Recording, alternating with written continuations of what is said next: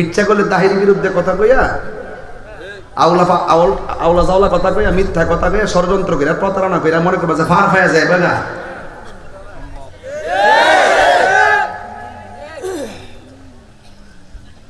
আরে আপনারা তো শুনেছেন আমাকে দাওয়াত না করে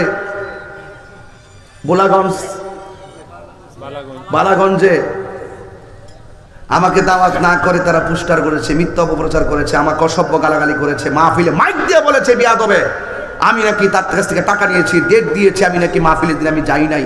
কাঁচা মিথ্যা কথা বলে পুরো অনলাইনে গোটা বাংলাদেশ সারা বিশ্ব আমার মান সম্মানের উপরে এফেক্টিভ যারা করেছে তাদেরকে আমি চ্যালেঞ্জ করেছিলাম মামলা করব। আমি মামলা করে আসছি, মহামান্য সাইবার ট্রাইব্যুনাল আদালতে মামলা করে আসছি ওই প্রতারকদেরকে ধরার জন্য। এই প্রতারকরা আজকে আমাকে দিয়ে শুরু করেছে। উলামায়ে কেরাম চুপ থাকবেন না, নীরব থাকবেন না। ওরা একটা ফাঁক পেতেছে, এটা একটা ষড়যন্ত্র, ইহুদিদের ষড়যন্ত্র, মুনাফিকের ষড়যন্ত্র জাল এঁকেছে।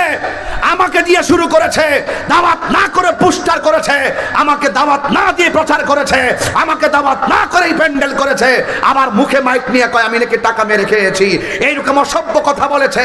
মানে আমাকে দিয়ে শুরু করেছে। আমার কাছ থেকে যদি ওরা পার পেয়ে যায় আরেকজনকে ধরবে, ওকে দিয়ে আরেকজন আলেমকে ধরবে, ওই সমস্ত আলেমদেরকে ধরে ইসলামের এই সুন্দর জায়গাটাকে তারা প্রশ্নবিদ্ধ করতে চায়। এটা একটা ষড়যন্ত্র। কথা বলেন ঠিক কিনা বলেন?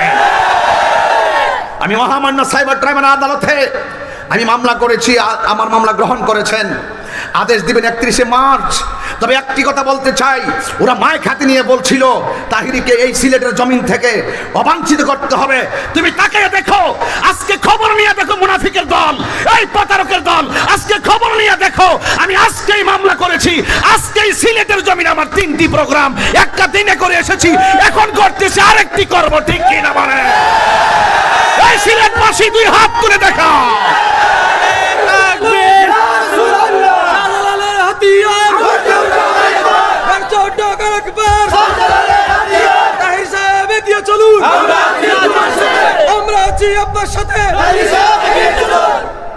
বাবা শাহজালালের জমিন, বাবা শাহপরানের জমিন, এই সিলেট বিভাগের 360 আউলিয়ার পদচারণায় ধন্যই বাংলাদেশ।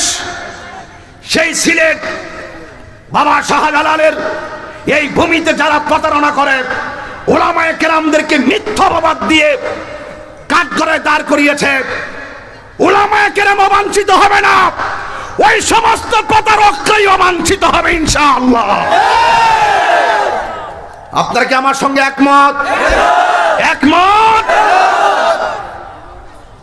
আমি আমাকে বাঁচানোর জন্য মামলা করি নাই। বিশাল একটা ষড়যন্ত্র হাত থেকে উলামায়ে কেরামদেরকে, হয়তো সে আমাকে দিয়ে শুরু করেছে, পার পেয়ে আরেকজনকে ধরবে। উলামায়ে কেরাম গাঁটটি মেরে বসে থেকো না, একদিন তো মরে যাব, কিন্তু লড়ে যাব, এটাই মাথায় রেখো। সারা বিশ্ব আমাকে একটা প্রশ্নবিদ্ধ করে দিয়েছে। এহেন পরিস্থিতি থেকে উত্তরণ হওয়ার লক্ষ্যে আমি মামলা করেছি। কিন্তু আমি ধন্যবাদ জানাই সিলেট মহামান্য সাইবার ট্রাইব্যুনাল আদালতের আইনজীবী সমিতি এবং আইনজীবীদেরকে।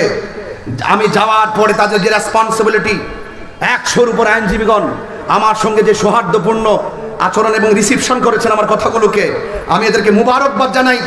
দাওয়াত ইমানি বাংলাদেশের পক্ষ থেকে আমি মুবারকবাদ জানাই ওনাদের রেসপন্সিবিলিটিকে। আইনজীবী সমিতির সভাপতি মহোদয়, সেক্রেটারি মহোদয় এবং যারা ছিলেন সকলের সঙ্গে আমি কথা বলেছি এবং আমি নিজেই বাদী হয়ে মামলা করেছি এবং মামলাটি গ্রহণ করেছেন। ওনাদের আন্তরিকতা আর ভালোবাসা থেকে আমি অত্যন্ত অভিভূত। ইনশাআল্লাহ সারা বিশ্বের মানুষ তাকিয়ে আছে। সিলেট এই মহামান্য আদালত আমাদেরকে একটি রেজাল্ট দিবেন এবং সুষ্ঠু তদন্ত সাপেক্ষে ওই সমস্ত প্রতারকদেরকে আইনের কাঠগড়ায় দাঁড় করিয়ে শাস্তির সম্মুখীন করবে। কথা বলেন ঠিক কিনা বলেন? দুই হাত তুলে বলেন ঠিক কিনা বলেন? তাকবীর, নারে রিসালাত, শান্ত করো।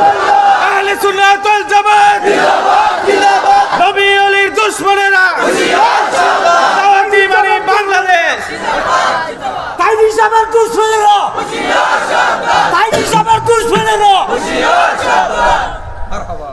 প্রশ্ন এক হতে হবে, ঐক্যবদ্ধ হবেন। কিছু মাসালাগত বেজাল যদি থাকে আমরা শেষ করব, কিন্তু কোন প্রতারককে সহ্য করব না। এগুলো বাউতাবাস, এগুলো সমাজের শত্রু, এগুলো দেশের শত্রু। যারা ষড়যন্ত্র করে পাবলিক থেকে টাকা তোলে, বরং টাকা তুলে পকেট গরম করে ওলামায়ে কেরামদেরকে একটি মিথ্যা অভিযোগ দিয়ে মামলার কাঠগড়ায় দাঁড় করার চেষ্টা করেছে, তাদের হীন চরিতার্থ সেই মামলা, সেই চিন্তা শক্তিকে দাফন করে দেওয়ার জন্য আমি প্রশাসনের সর্বোচ্চ হস্তক্ষেপ কামনা করেছি। আপনারা কি আমাদের সঙ্গে আছেন? আপনারা কি আছেন? এই দুই হাত তুলে বলে আছেন। পরিষ্কার কথা।